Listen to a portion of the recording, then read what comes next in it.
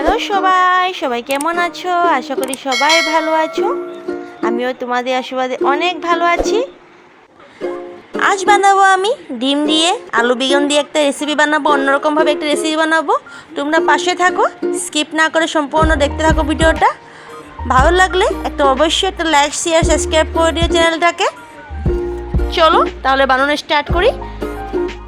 এখন আমি এখানে ডিমগুলো সিদ্ধ করতে বসিয়ে দিয়েছি।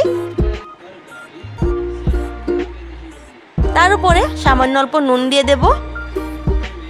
নুন দিয়ে ডিম সিদ্ধ করলে ডিমের শোকলা ছোলাতে সুবিধা হয়, তার জন্য নুন দিয়েছি আমি। এখন আমি আলু আর বেগুনটাকে কেটে নেব। আমি গোল গোল করে বেগুনগুলো আর আলুগুলো কেটে নিয়েছি। আমি এখন কাঁচা লঙ্কা আরও পেঁয়াজ কুচি পেস্ট করে নেব। তারপর আমার ডিমগুলো সিদ্ধ হয়ে গিয়েছে, ডিমগুলো ছুলে নেব। তারপর হলুদ নুন দিয়ে মেখে নেব ডিমটাকে মিডলে অল্প আমি কাঁচে চাকু দিয়ে ফেলে নিয়েছি মশলাগুলো ঢোকার জন্য, তার জন্য। এখন আমি ডিমটাকে লাল লাল করে ভেজে নেব। এখন আমি বেগুন আর আলুটাকে ভেজে নেব।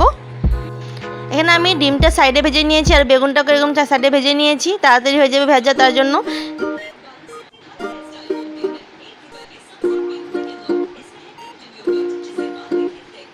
এখন আমি ডিমটাকে তুলে নেব, আমার ডিম ভাজা হয়ে গিয়েছে। তারপর এখানে আমি আলুটাও ভেজে নেব।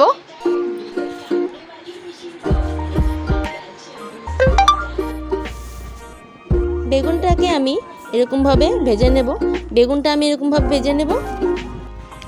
বেগুনটা আমি ভাঙবো না, বেগুনটা এরকম করে ফ্রাই করে নেব। আর আলুটাকেও ভেজে নেব এরকম করে।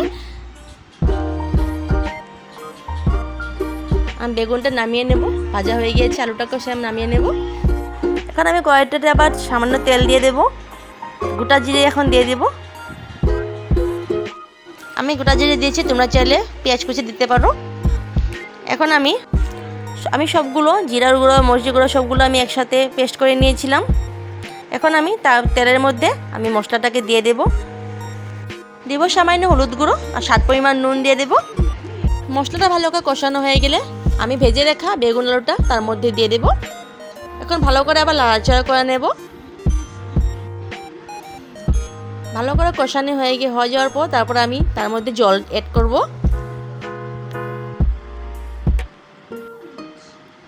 আমি আমার পরিমাণ মতো জল দিয়েছি।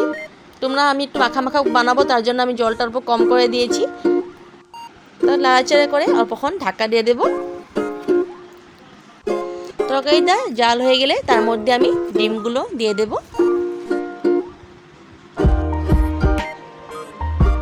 আর একটুক্ষণ ভালো করে আবার নাড়াচাড়া করে নেব।